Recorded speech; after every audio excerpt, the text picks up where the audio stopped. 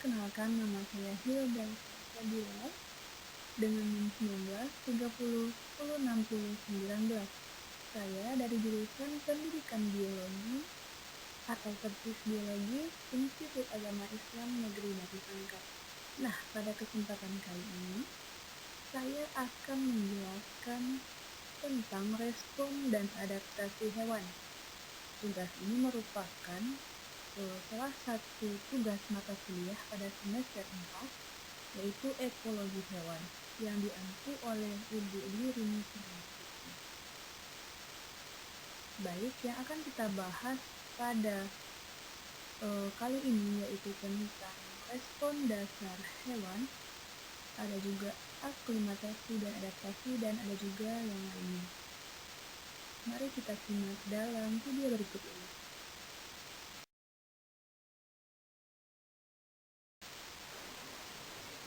Nah, yang pertama kita bahas yaitu respon dasar hewan.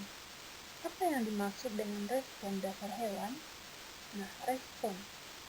Kata respon merupakan kepekaan. Respon atau sering juga kita ketahui dengan artian kepekaan terhadap stimulus merupakan salah satu ciri utama kehidupan. Tujuan akhir dari respon ialah untuk mempertahankan hidupnya.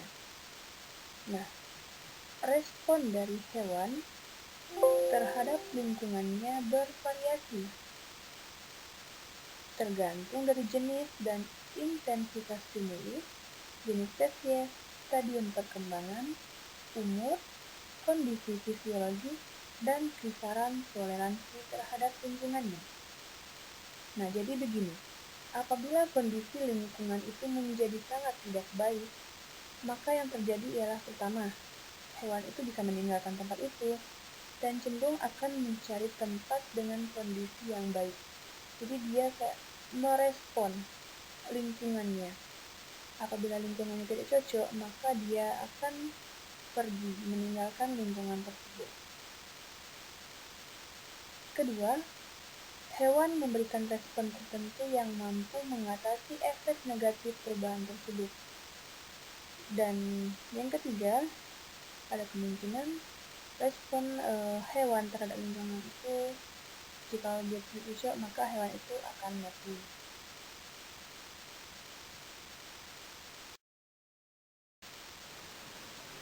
Nah, kita lanjut, masih di respon dasar hewan. Selama periode ontogeni pada hewan, itu dikenal 3 macam respon dasar, yaitu pertama respon pengaturan atau regulatori, yang kedua respon penyesuaian atau aklimatori, dan yang terakhir ialah respon perkembangan. Nah, salah satu dari 3 respon dasar hewan ini yang bersifat reversibel atau dapat kembali ke bentuk semula ialah respon pengaturan atau regulatori. Nah, contohnya yaitu perubahan pupil mata terhadap intensitas cahaya. Dan selanjutnya juga ada macam respon dasar pada hewan yang bersifat reversibel, yang selanjutnya ialah respon penyesuaian atau aklimatori. Nah, respon aklimatori ini berlangsung lebih lama dari respon regulatori karena proses yang fisiologi yang melandasinya melibatkan perubahan struktur dan morfologi hewan. Nah, contohnya di lingkungan bertekanan parsial oksigen rendah terjadi proliferasi dan peningkatan jumlah eksplosif. Tubuh terdedah pada kondisi kemarau terik, kulit mengalami peningkatan pigmentasi. Nah, salah satu dari respon dasar hewan yang bersifat irreversibel atau tak reversibel yaitu respon perkembangan. Nah, respon perkembangan ini berlangsung lama karena melibatkan banyak proses yang menghasilkan perkembangan beraneka ragam macam struktur tubuh. Hasilnya itu bersifat permanen sehingga dia tidak bisa kembali ke bentuk semula atau disebut dengan reversibel. Contohnya ialah perubahan jumlah mata sachet pada Drosophila yang dipelihara pada suhu tinggi. atau terbentuknya keturunan cacat akibat respon perkembangan embrio terhadap senyawa tetragonis dalam lingkungannya. Jadi, respon perkembangan ini bersifat permanen, artinya tidak dapat kembali ke bentuk semula.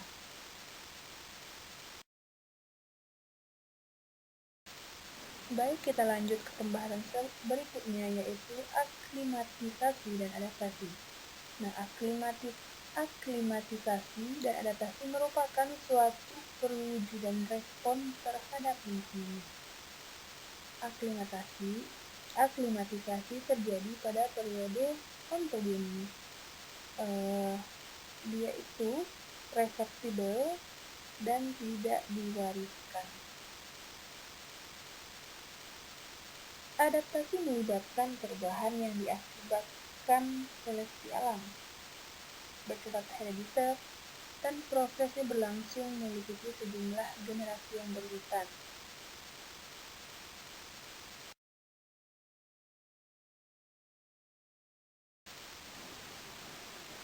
Nah, di sini akan kita bahas mengenai adaptasi dari hewan. Nah, terdapat 3 macam hasil proses adaptasi pada hewan, yaitu yang pertama ialah adaptasi fisiologis atau juga bisa kita sebut dengan adaptasi fungsional. Nah, adaptasi fungsional atau adaptasi fisiologis ini ialah seluruh perangkat kemampuan fisiologis untuk menghadapi kondisi lingkungannya, meliputi proses kimiawi, substansi kimiawi, enzim, koenzim, serta hormon yang terlibat pada proses tersebut. Nah, adaptasi fisiologis ini biasanya didukung oleh adaptasi struktural dan perilaku.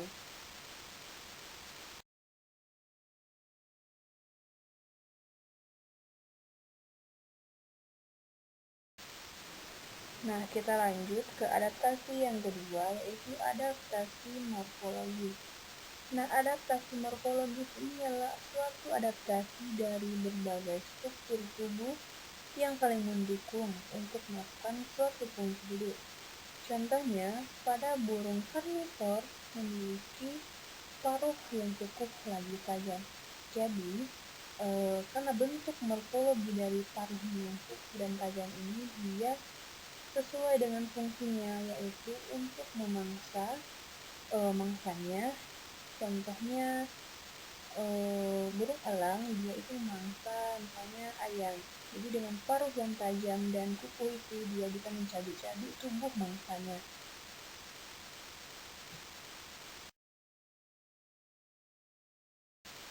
Selanjutnya ada baik selanjutnya adaptasi yang terjadi pada hewan yaitu respon dan adaptasi perilaku. Nah, perilaku hewan merupakan aktivitas terarah berupa respon terhadap kondisi dan sumber daya lingkungannya. Terjadinya suatu perilaku melibatkan peranan reseptor dan efektor serta koordinasi saraf dan hormon. Nah, jenis efektor yang paling berperan dalam proses adaptasi perilaku ini yaitu otot-otot tubuh. Contohnya perilaku pada hewan yang rendah, seluruhnya itu ditentukan secara genetik, bersifat khas yang terjadi secara otomatis. Dan pada hewan tingkat tinggi banyak mengandung komponen yang tidak bersifat keturunan, melainkan proses belajar yang dipengaruhi faktor lingkungan. Nah, pada invertebrata berupa taktis atau refleks, dan pada serangga berupa insting, dan pada manusia ditentukan oleh komponen belajar dan menelat.